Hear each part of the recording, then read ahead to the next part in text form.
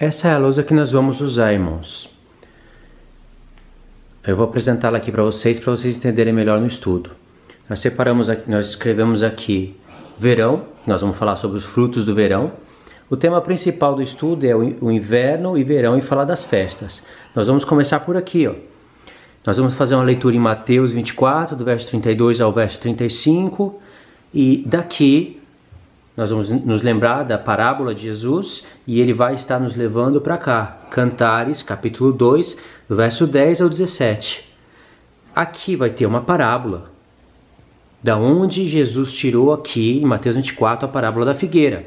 Nessa parábola aqui de Cantares, capítulo 2, do verso 10 ao 17, no verso 13 vai ter essa palavra cum, e no verso 14 vai ter a palavra pomba. Essa palavra cum, nós vamos explicar para vocês qual é a relação da palavra cum com a palavra levantar e ressuscitar. Nós separamos aqui o texto Eliakim, Eliakim, Deus levanta, raiz dessa palavra aqui. E vai ter conexão com levantar e com ressuscitar, da onde Jesus vai falar aqui da ressurreição, ou seja, do arrebatamento. Vai dar para entender melhor no estudo. Aqui, no verso 14, vai falar da pomba e vai aparecer a palavra escondidos na rocha. Vai nos lembrar de Colossenses, capítulo 3, do verso 1 ao 4. A expressão escondidos na rocha vai nos lembrar também do termo grande tribulação. Aí, como Colossenses capítulo 3, do verso 1 ao 4, está relacionado com o Salmo 91, a gente fez aqui uma escatologia resumida do Salmo 91. Do verso 1 ao 4, nós vamos começar lendo. Vocês vão ver que aqui vai mostrar aonde é o esconderijo do Altíssimo, que é Cristo. Paulo tirou daqui.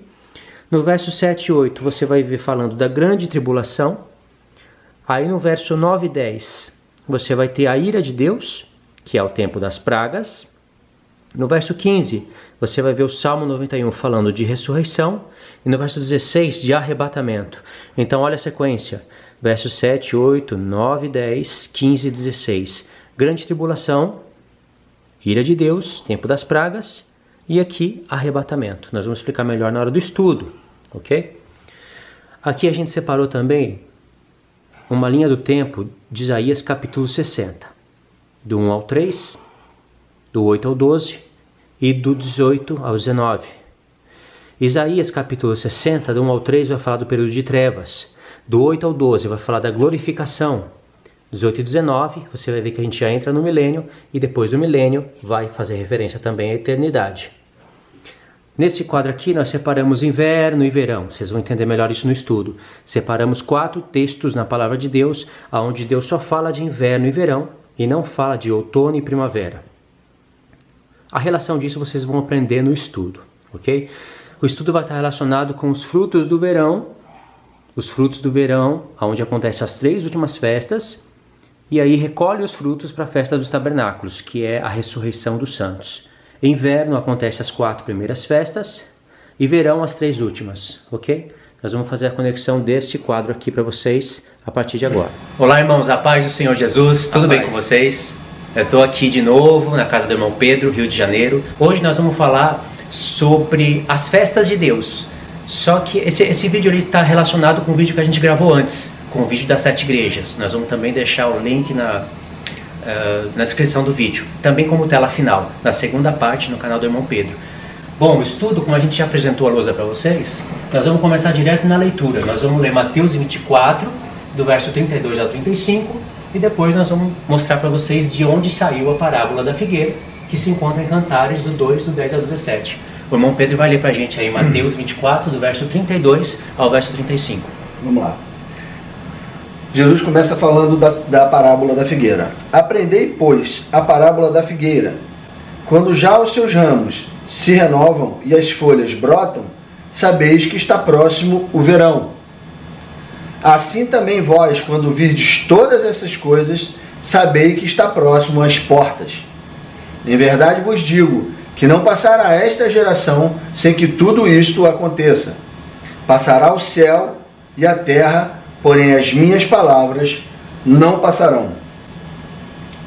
Eu vou falar para o irmão Pedro contextualizar para a gente Mateus 24 de maneira bem rápida, só para vocês entenderem o porquê que Jesus chamou a parábola da figueira. É melhor contextualizar bem rápido. Se a gente tem que, para entender essa parábola e não pegar esse texto isolado, a gente tem que saber o que Jesus veio falando antes. Ele veio falando sobre a vinda dele, a grande tribulação, a vinda dele após a grande tribulação, e tudo isso ele aglutinou, ele juntou e fez um paralelo também com a informação da figueira, que é a parábola. E ele falou que quando você via a figueira florescer, e quando vocês virem tudo aquilo que eu falei antes, porque a indagação dos apóstolos e dos discípulos deles é quando que isso aconteceria.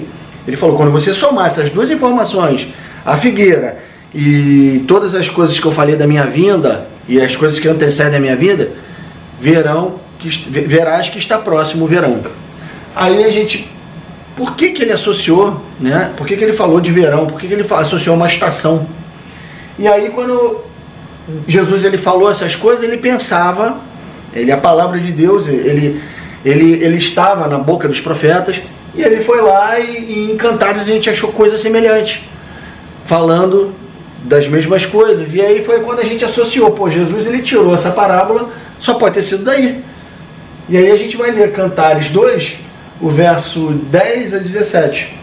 Eu estou com ele aqui. Então vai lá. Aí, antes de ler, deixa eu só comentar algo. Eu acho incrível as coisas que Jesus faz. Porque no sermão de Mateus 24, ele é muito grande, tem que ler também com Lucas 21. E a gente fica admirado, porque Jesus ele falou o sermão de uma maneira escatológica, onde todos os que estudassem poderiam compreender o fim de todas as coisas. É uma camada de revelação. E quando ele fala, atentai, pois, para a parábola da figueira, poxa, é incrível, porque ele já tinha falado do arrebatamento, após a grande tribulação daqueles dias, aí vai acontecer o arrebatamento, após a grande tribulação. Deixou tudo limpo, aí depois ele volta na história e fala, atentai, pois, para a parábola da figueira. Essa parábola, ela se encontra em vários profetas. Israel está representado na figueira, a gente sabe disso. Deus compara Israel a 3 árvores, a figueira, a oliveira e a videira, né? Isso. Mas aqui ele puxou a figueira. E aí quando ele fala atentai, pois, para a parábola da figueira, já é uma camada com um nível a mais de revelação. Ele está falando das festas através dessa parábola, esse é o tema do estudo, mas isso ficaria encoberto para quem não buscasse com profundidade. Então ele queria que todos entendessem os sinais da vinda dele, mas quem estudasse com mais precisão, quem se dedicasse mais, iria aprender com mais profundidade a palavra dele. De maneira que quem não conhecesse a parábola, no caso Cantares 2, ainda assim iria poder ensinar as coisas do tempo do fim. Tem gente que, eu falo assim com propriedade, porque eu também pensava dessa forma, eu olhava o livro de Cantares e achava uma coisa completamente sem sentido e sem noção. E ele é incrível. E é incrível esse livro.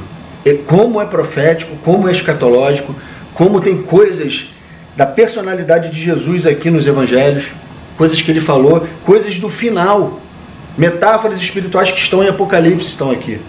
E vocês vão ver e vão aproveitar isso com a gente aqui nesse estudo. A partir do verso 10, o meu amado fala e me diz, levanta-te, querida minha, formosa minha, e vem, porque eis que passou o inverno, cessou a chuva e se foi. Aparecem as flores na terra, chegou o tempo de cantarem as aves, e a voz da rola ouve-se na nossa terra. Aí o verso 13, a figueira começou a dar os seus figos, ou seja, floresceu já, e começou a dar os figos. As vides, ou seja, as videiras, e em flor exalam o seu aroma. Levanta-te, querida minha, formosa minha, e vem, chamando a esposa para o encontro. Pomba minha, que andas pelas fendas dos penhascos, no esconderijo das rochas escarpadas, mostra-me o rosto, faze-me ouvir a tua voz, porque a tua voz é doce, e o teu rosto amável. Apanhai-me as raposas, as rapozinhas, que devastam os vinhedos, porque as nossas vinhas estão em flor. O meu amado é meu, e eu sou dele. Ele apacenta o seu rebanho entre os lírios. Antes que refresque o dia e fujam as sombras, volta, amado meu. Faze-te semelhante ao gamo, ao filho das gazelas, sobre os montes escabrosos. Isso é uma parábola. E cada palavra ou expressão que está aqui nos remete a revelações, como a gente apresentou o quadro para vocês no início do vídeo. E vocês vão ver que algumas palavras vão nos dar muita revelação. Agora, voltando aqui, você vê que no verso 10 foi falado: levanta-te, querida minha, formosa minha. No 10 não, é o 14. E O vem 13, é o 13. No 13, né? É. Ué, mas no 10 já aparece aqui, ó. Já? Levanta-te.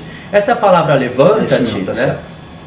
Essa palavra levanta-te, irmãos, aqui, ó, eu coloquei no verso 13, porque ela aparece de novo, né? Vamos ver. Vamos pegar no verso 10, né? O meu amado me fala e me diz. Eu vou explicando aqui, se você tiver alguma coisa para acrescentar no meio, você Vai lá. me corta. Levanta-te, Querida minha. querida minha. Essa palavra levanta-te, ela é a palavra que tem aqui, a gente colocou para vocês. Kum. Né? Que, lembra do estudo passado que a gente falou de Eli Akim? Eli Akim significa Deus levanta. Eli Akim, Deus levanta. A palavra levantar, ela tem o sentido, principalmente em textos como esses, de ressuscitar. Porque a palavra ressuscitar não tem. Não tem no hebraico, né? Ela não tem no hebraico. Ela é uma palavra, no Novo Testamento existe a palavra ressurreição, foi inserida. Mas no hebraico é a palavra levantar. Então, dependendo do contexto, pode ser alguém que está sentado e levanta, alguém que está caído e levanta. Mas em contextos escatológicos, que a gente entende sobre a morte e ressurreição, aqui a gente vê que o esposo está chamando a esposa para se levantar. Ou seja, ressuscita, querida minha. Isso aí. Chegou o tempo. Aí ele fala aqui, porque eis que passou o inverno, cessou a chuva e se foi. Se passou o inverno, qual é a próxima estação? Ah, cuidado com o que você vai responder aí, hein? Porque a gente aprendeu isso errado. Para Deus não tem primavera e não tem outono. Você não acha essas duas palavras nas escrituras. Nós vamos mostrar aqui para vocês nessa parte aqui, ó, do inverno e verão. Separamos 4 textos para explicar para vocês. Aí ele fala aqui, porque eis que passou o inverno, cessou a chuva e se foi. Ou seja, chegou o verão. E Jesus, lá na parábola da figueira, contou eventos, principalmente do arrebatamento, que aconteceria no verão, não no inverno. Aí diz, aparecem as flores na terra, chegou o tempo de cantar as aves, e a voz da rola ouve-se na terra. Aí no verso 13, quer explicar a partir daí? Então, a figueira começou a dar seus figos, e as vides em flor exalam o seu aroma. E levanta-te, querida minha, formosa minha, e vem. Você já viu a associação que tem de levantar com ressurreição? Lá em Isaías 22, no estudo passado, Eli Akim, era Deus levanta, e tem todo aquele contexto, fala de ressurreição, da chave de Davi. Lembra disso? Então aqui novamente, levanta fazendo associação à ressurreição.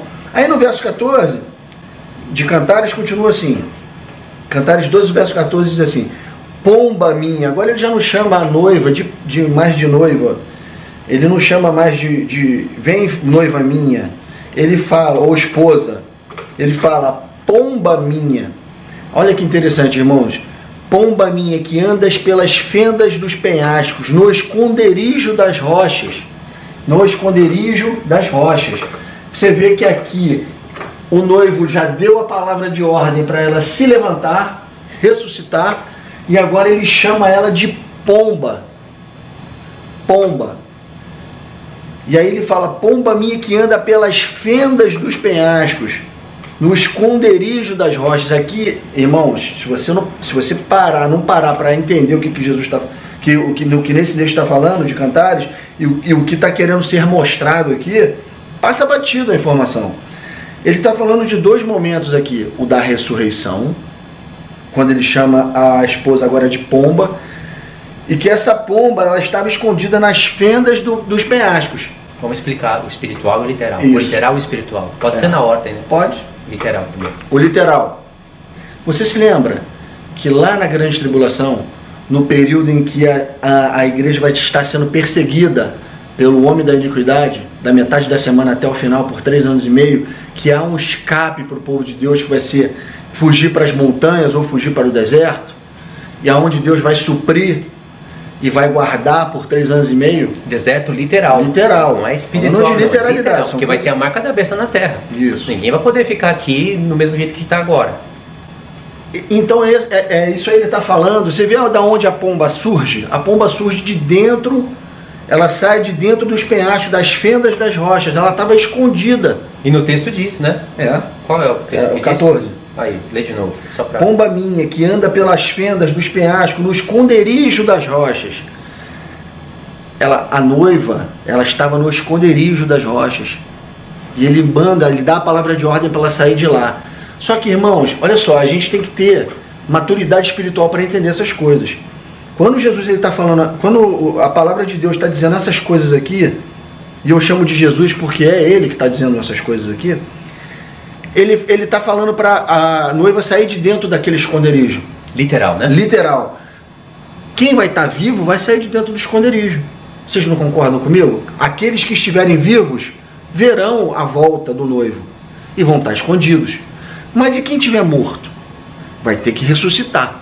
E quando se ressuscita com um corpo glorioso. A noiva é o conjunto de mortos, ressurretos e de vivos que ficaram. Todos estarão em forma gloriosa para o encontro. Todos são noiva. E aí essa profecia passa da literalidade para o lado espiritual, que é onde todos viram pomba. Todos terão um corpo glorioso. Os que estavam escondidos vão aparecer para o encontro e os que estavam mortos vão aparecer para o encontro. E todos viram pomba, que é o corpo glorificado, que está escondido com Cristo também, ao chamado dele. Ele entrega esse corpo glorioso. Então essa palavra pomba, eu não sei se os irmãos estão conseguindo captar o que eu estou querendo dizer. Mas nós vamos ler mais textos, né? E aí isso é literal e se transforma em espiritual. Aquela pomba, ele fala num primeiro momento para as pessoas que estão escondidas e num segundo momento para pessoas mortas que vão ressuscitar, vão ser glorificadas junto com as vivas e se tornam as pombas, os corpos glorificados, a noiva com que ele está chamando para levantar. Você se lembra que ele manda, levanta-te, noiva minha, e depois ele fala de pomba minha? Primeiro ele fala, levanta-te, que está escondido nas rochas. Literal. Mas quando ele fala levanta, tem a ressurreição. Amém. Só que os que estão escondidos literalmente estão vivos. Só que a palavra levanta-te já nos leva para o outro grupo, a ressurreição. Também estarão escondidos em Cristo. Aí no próximo ponto, a gente separou aqui, a gente até destacou, né? Escondidos na rocha. Aí colocamos Colossenses 3, do 1 ao 4. Aí a gente pega uma escatologia bem resumida do Salmo 91, porque vai estar conectado, tá bom? Colossenses 3, de 1 a 4, para você ver a coisa espiritual desse dito de Cantares. O literal está bem claro, irmãos. Tem uma parte da igreja escondida que vai sair do esconderijo para o encontro, já glorificada. Mas quem tiver ressurreto, tem o seu corpo verdadeiro, espiritual, sendo devolvido, sendo entregue, que é o corpo glorioso. Olha o que diz Colossenses 3, de 1 a 4, e veja se isso não é espiritual. Portanto, se fostes ressuscitados juntamente com Cristo, buscai as coisas lá do alto, onde Cristo vive, assentado à direita de Deus. Pensai nas coisas lá do alto, não nas que são aqui da terra, porque morrestes, e vossa vida está oculta juntamente com Cristo. A minha, a sua, do Luiz, está oculta com Cristo, em Deus. Quando Cristo, que é a nossa vida, se manifestar, então nós também sereis manifestados com Ele em glória.